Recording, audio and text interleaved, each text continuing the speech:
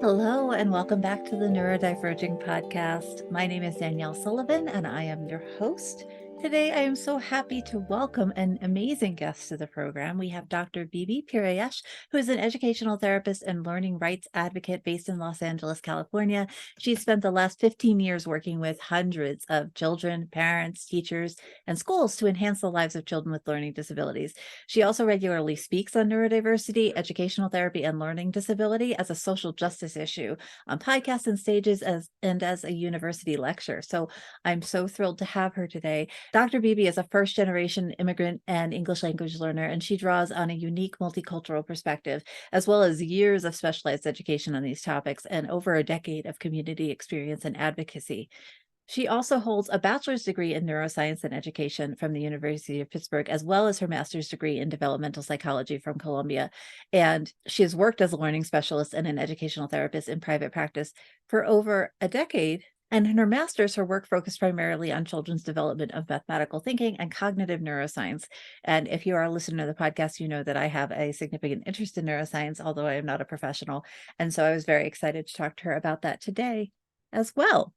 Today on the podcast, we're talking about what a learning disability is, both kind of practically from our lived everyday experience, as well as from a systems perspective, what it's legally or educationally defined as. We're also talking about what an educational therapist does and what Dr. Bibi does in her practice and why it's so needed. And then we're spending a good amount of time on talking about the social justice aspects of a learning disability. Why is learning disability a social justice issue? And how can we advocate on the ground as neurodiversity advocates, as social justice advocates, to redistribute equity in our educational system? We had just a fascinating talk, and I'm just so excited for you to hear it. Right before we dive in, I just want to say a huge thank you to my patrons over at patreon.com/neurodiverging. Patrons throw in a couple of bucks a month to support this podcast, and in return, get perks like ad-free podcast downloads, coaching resources and coaching videos, group coaching videos, access to all of our educational webinar recordings, and lots of other cool stuff. So if you're ever interested in becoming a patron and supporting this podcast, please check out patreon.com/neurodiverging. Thank you so much to everybody who supports this podcast. We couldn't do it without you. And now, without further ado, here's my conversation with Dr. Bibi Pirayesh. Thank you so much for joining us on the Neurodiverging Podcast, Dr. Bibi. How are you doing today? I'm doing well. Thank you so much for having me. I'm, as I was just saying, so excited you're here. I know you have been in the field of educational therapy for learning disabilities for a very long time and have done a ton of advocacy work. So thank you so much for being on Neurodiverging. I was hoping to get started for just the purposes of this conversation. We've talked about learning disabilities a lot on the program in other contexts, but for the purposes of what you do, would you be willing to give us kind of a working definition of learning disability in terms of the kids you work with? You know, the way that we define learning disability really has a lot to do with the way that it is defined under the law, because so much of the work that we do has to do with the types of services that children are able to get in the school system. So obviously the way that it is defined is, you know, a significant discrepancy between intelligence and ability and a specific skill. Mm-hmm. I don't necessarily myself define it in that way. I really see a learning disability as anything that has to do with our learning that gets in the way of our functionality. Mm-hmm. But unfortunately, that's not really the way that we define it under the law. And so there are a lot of people that I feel would fall under that category who don't necessarily qualify for the diagnosis, mm-hmm. Which leads to this sort of, large portion of the population that fall under a gray area. So students, children, and, you know, some adults who really do struggle in terms of their functioning, but don't quite even qualify. But yeah, for me, it really has to do with everyday functioning. But the way that we've defined it in the DSM or, you know, under IDEA obviously is different from that. Thanks so much. That's really helpful right away to just get there's sort of two definitions straight off the kind of educational systems definition or the legal definition versus sort of the practical on the ground definition of can we do what we want to do effectively, Right. and access the things we want to access without significant barrier. So thank you so much. And so I know you're an educational therapist. I don't think we've had any educational therapists on the program before. So thank you so much for joining us. And I feel like this is a relatively, well, maybe you can tell us. When I was a kid, I'm a late diagnosed autistic, so I wasn't identified till I was in my 30s. And I'm certainly, along with many of our listeners, one of those people who maybe could have used support in school, but didn't function poorly enough, masked very highly. And so were there even learning therapists in the 1990s? How did this field, you don't have to be a historian to this field, but from your knowledge, like when did this sort of start becoming a thing, and what are some of the things you do to help students like access their education? And Sure. Yeah. I mean, educational therapy, I had never heard of educational therapy until I sort of, was outside grad school. yeah. Was kind of, I really fell into it by accident. Mm-hmm. So, it is actually an older field. So there are people, kind of like the founding members. It's a field that came over from Europe to the US and has been around for a long time. However, it's very different. It's very different than, for example, like a speech language pathologist or an occupational therapist, fields that are very clearly defined based on state licensing, et cetera. It's a very different field. It's one of the reasons I think that I like it so much is that there's so much more flexibility. So I'm sure there were educational therapists back in the 90s. Whether they were, identified as such, I'm not sure. Certainly in the public school system, we don't have anything called an educational therapist. In a lot of private schools now, you tend to see, in certain areas. So there's certain areas where I feel like the field is more well known, like West Los Angeles, where I have my practice. And then there are many, many areas where people have never even heard the term. I've heard it used sort of somewhat interchangeably with the term learning specialist. Some people use that term, but an educational therapist is essentially, or should be, a person who has training in different types of learning differences and learning disabilities and understands how the learning process is impacted and can therefore teach explicitly to those differences.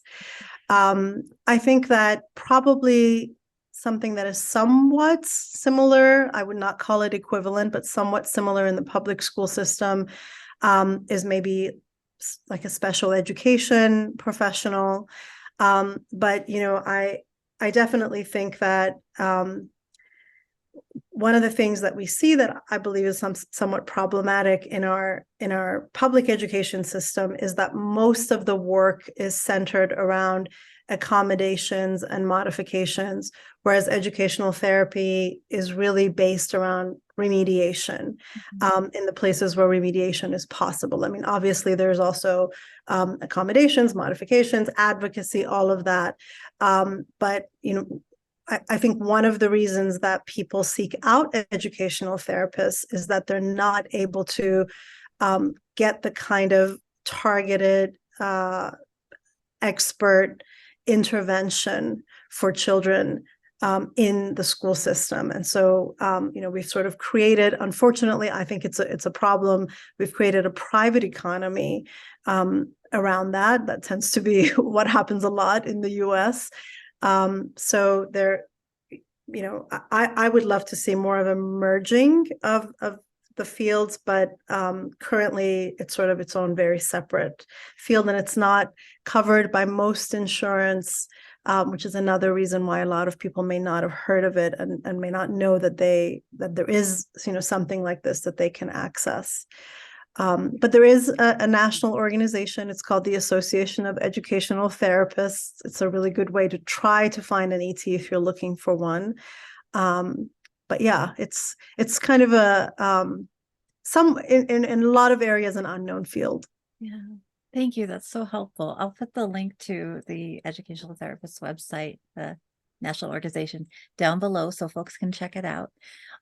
I just have a follow-up question around the term remediation. So when you offer that to the students you work with and their families, what are some, is it skill building, or what are some of the like more specific, I guess, areas or interventions that you're going to be using to offer that?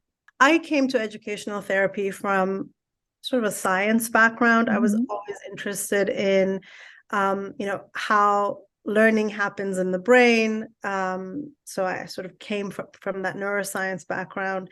And I was also very interested in how that translates to teaching, which I know it's been sort of like a buzz, trendy thing for a long time now, but I'm not sure that we really have any real connection between neuroscience research and education yet. Yeah.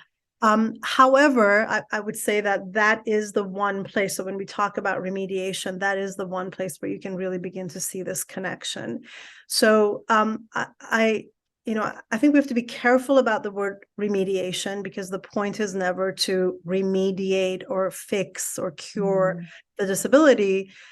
However, there are ways, because the brain is plastic, to help build new neuronal pathways that can really help with that functionality that I mentioned earlier. So, a really sort of more simple example that people can usually visualize or think about is the example of a specific learning disability in reading, or something Mhm. that falls under the larger kind of umbrella term of dyslexia. So, I have students who come to me with that diagnosis, or some without the diagnosis, but just unable to read without really the type of targeted reading intervention that could be really, really beneficial to them. Mhm. So that type of intervention would be an example of remediation.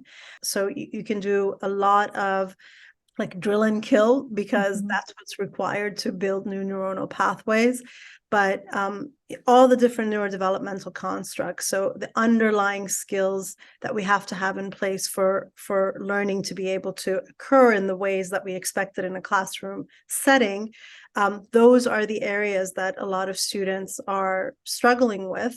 But those are things that you can remediate. So you can increase digit span, you can build memory pathways, you can train the brain to be able to tell apart the sounds of speech if it doesn't naturally do so. So the kind of work that you would do to create those pathways is what I would consider remediation. Thank you. That's so helpful. I really appreciate that. So it sounds like you have to have specialist knowledge in a lot of different areas in order to create like a learning plan for a child, or you're working with a ton of different professionals to access all that. So you must be very busy with each client you have. Yes, I would say you have to do all of those things. I take a very I don't know, somewhat, I would call it like a boutique approach, Mhm. because I am a big believer that, you can't just, and, this is not just for educational therapy. I think this is true for all therapy. And I think this is true for all education. You can't just sort of isolate a student in a 1 hour or 50-minute session in your week, and expect to have profound changes. I really believe that you have to get to know that student. You have to get to know that student's school environment, their family environment, their like social, emotional relationships, because we know all those things impact learning. So for each of my clients, I would say maybe they take like 1 or 2 hours of my time in terms of actual client sessions, but Mm. they take a lot more of my brain space. I think when I sort of take on the whole family. So as a result, I do have a very small practice. I Mhm. only work with, a limited number of students. I have people who also work with me, for me, Yeah. but generally speaking, I keep it small, because my approach is so, I guess you could say, thorough. Yeah. It's sort of just, my philosophy of education. So that's the way that I keep it. Not everyone does it that way. And it's not to Mhm. say that other types of, other approaches don't work, but I found that this is what works best. And then, of course, within that, you have to have, and this is part of the work of educational therapy, in my opinion. So you have to have active conversations and an ongoing relationship with other professionals who are in that child's life, like their therapist, for example, their teacher, their coach, whoever plays a role in their life. And so the educational therapist, in my opinion, is sort of plays the role of someone who's sort of like the leader of like the hub, and they're the one that's in contact with everyone and really manages. There's a lot of case management, I think, that goes because yeah, children are not, they don't grow up in a bubble. They grow up in a real world, and so you have to be actively involved in the real world. Yeah. There's a lot of the community aspect to raising kids, not just with the kind of parenting piece or the teaching piece, but that we need all these people to be talking to each other, and especially with a kiddo with any kind of neurodivergence or challenges or learning disability. So that's amazing. Yeah. So I know you do a lot of work, and you referred to it earlier, around sort of the social justice issues in how our culture, educational system, legal system, all the systems approach kids who need anything different, I guess, than the standard conventional education system, which I would argue is like a lot of children and maybe even most children. And for your reference, I have a 8 and 10-year-old who are ADHD autistic, who we actually started homeschooling during the pandemic. So I've talked about that on the program before, in part because, and we're like not rich, but like rich enough white people in a very liberal area in Colorado with very good school systems and really teachers who actually have a good amount of support and funds at their disposal. And it was still really challenging to get resources and support that actually worked for my kids. And so we ended up homeschooling, which I'm very happy about, but also makes me very frustrated on a larger level, because it does feel like you're pulling the white person card of, instead of staying with the system and trying to make the system better, just yanking them out of it. But at the same time, the system was like actively harming, like you could see it in my kids' personalities. And so I feel like when I talk to homeschooling is pretty popular in Colorado. And there's a lot of neurodivergent families and families with kids with disabilities who end up homeschooling.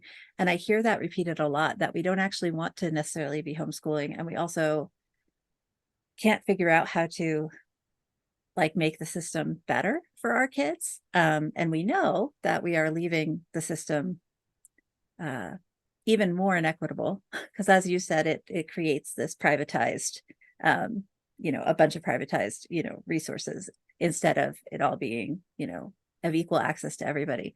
So I would love to hear, I know you've worked in this area for a lot longer than I have. I would love to hear any advice you have or suggestions you have around how to advocate for kids with learning disability within the school system, or how to help push the legal system to, and all the systems, they're all integrated, right, to be more inclusive and to make all the pushing we do as parents actually like worth something. Because I feel like so many of us have experienced just pouring ourselves into the IEP meetings and the counselor visits and all the therapy visits and just not really getting much back.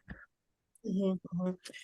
Yeah, I mean, that's $1 million question. I know, but I figured if anyone has ideas, Well, I really think that the first step has to be just kind of recognizing, acknowledging, and labeling the system for what it is. Mm-hmm. And I think that one of the places in which people maybe get a little confused is that we tend to think that our education system is based on these sort of democratic ideals, and a lot of us who come up against these types of issues think, oh well, maybe it's me, or it's just not working for my child, or whatever it is.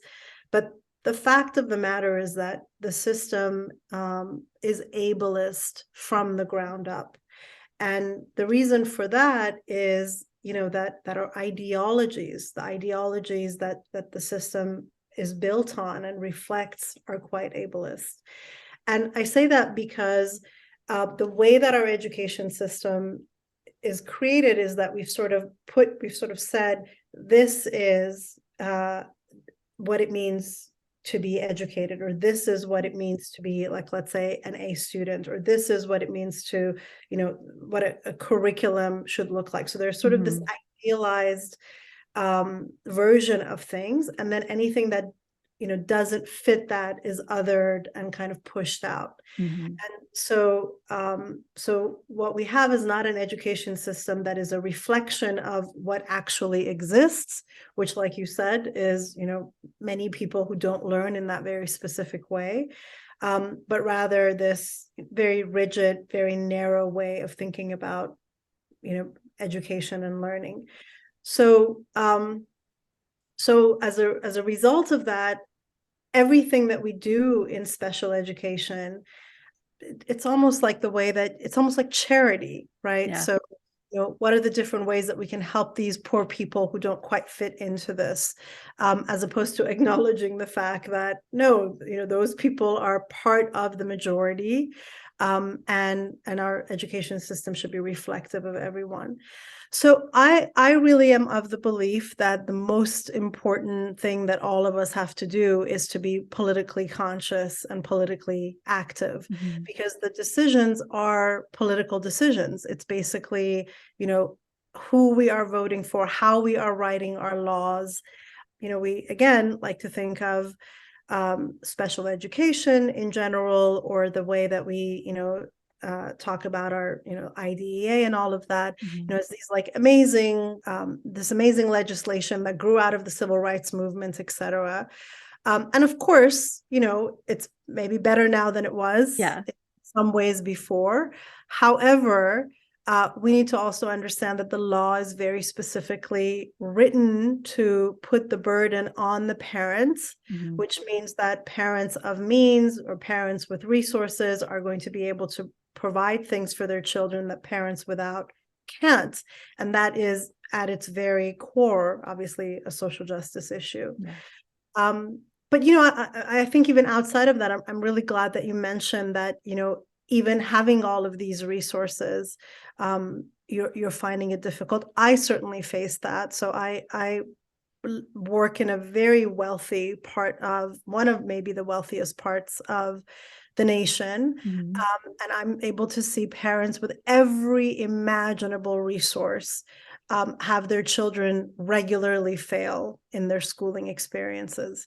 So what that really shows us is that it's not really about money. It really is about ideology. It's about the way that we see and frame difference. And until we can shift that, I don't really see much else shifting. Yeah. So that's really the reason that, I always encourage people to try to get to the roots of it, and then to push back in those places. One way, for example, when I talk to groups of teachers and educators and, educational therapists, other people like me, I always ask them to think about when you're advocating for a child, or you think you're advocating for a child, are you really advocating for the child, or are you advocating for the system? Are you advocating for upholding the system and asking it to please just allow this child to somehow access or fit in? And to recognize that shifting that, and sort of taking the burden off the student and putting it back on the system, is really the most important step that we all have to take.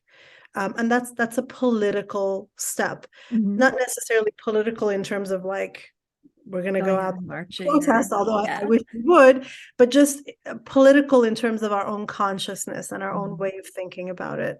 And I think the more of us are able to do that, and the more we're able to help students recognize that, because students naturally assume that it's them, it must be them, and not, the systems in which they're trying to live. The more we do that, the the better the chances of a different kind of future will be. I know that that's not very, like a very like, here's step 1, 2, 3, but I really do think that it has to begin with that political consciousness building. Yeah. And that sort of awareness building, or I'm trying to think of the feminist term for it, the consciousness raising, right? The figuring out that you're not by yourself, but that you are within a system that's being experienced by all these people, is, as you said, maybe not a 1, 2, 3, but I think it's one of the most important processes, and just our general individual well-being too, is knowing what we're responsible for and what is, how do I want to say, maybe just that in my work with families and neurodivergent adults, I see a lot of people shaming themselves or having internalized ableism around things that are not really anything they can control, but are, as you said, the system working exactly as it should be working, and thus, putting a burden where we can't shift it ourselves independently or individually. Yeah. Right. And our school system, maybe we don't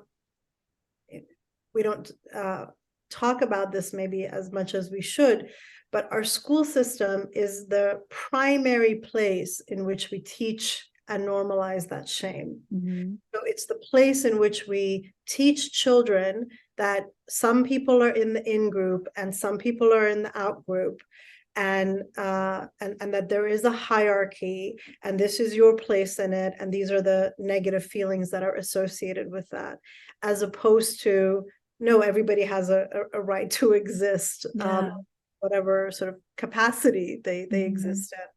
So I think one of the reasons that we see so much pushback from our school system is that one of its primary functions is to teach and normalize the shame that goes around difference. And I think that oftentimes just recognizing that is a really important paradigm shift for people. Yeah, that's really interesting. Thank you. So on one level, the effort to diversify schools and school leadership and educate teachers, and, I work sometimes as an educational trainer and give presentations around, like, inclusivity for, say, autistic pupils, right? Or teaching teachers some basic knowledge about autism and ADHD so that they can approach their students with more kindness, honestly. But to some extent, it sounds like that the school system can't coexist. This sort of liberal ideal of the diversified school system that accepts all difference and promotes difference can't coexist with the foundational paradigm of, we're going to do it this one ideal way, as you say. Yeah. I mean, listen, I do think that the small steps that we take help. They help.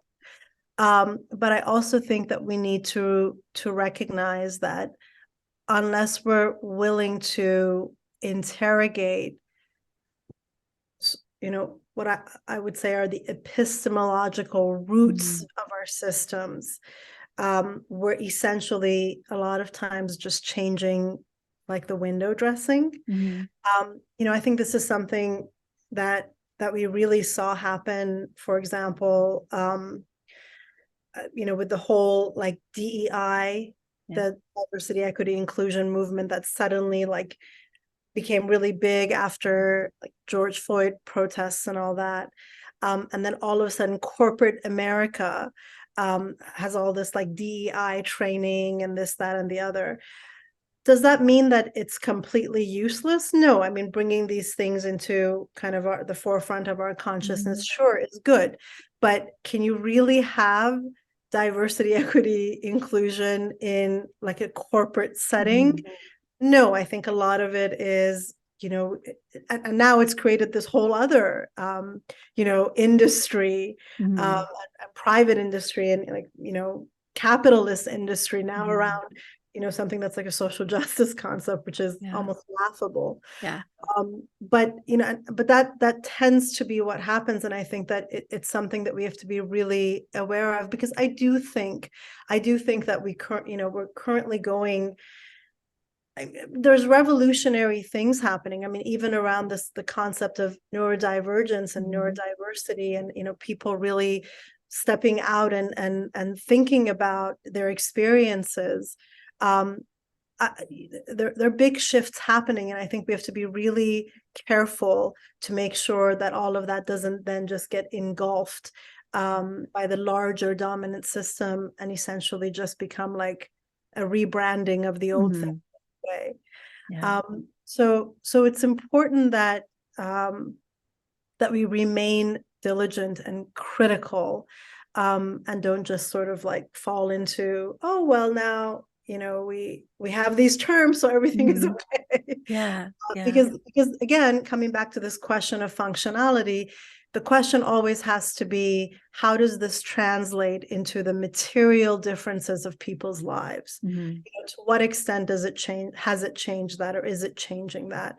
And if we're still in a world in which people feel like they need to pull their children out of the school system, then we haven't made the changes. Yeah. Thank you. That's fantastic. I really appreciate that.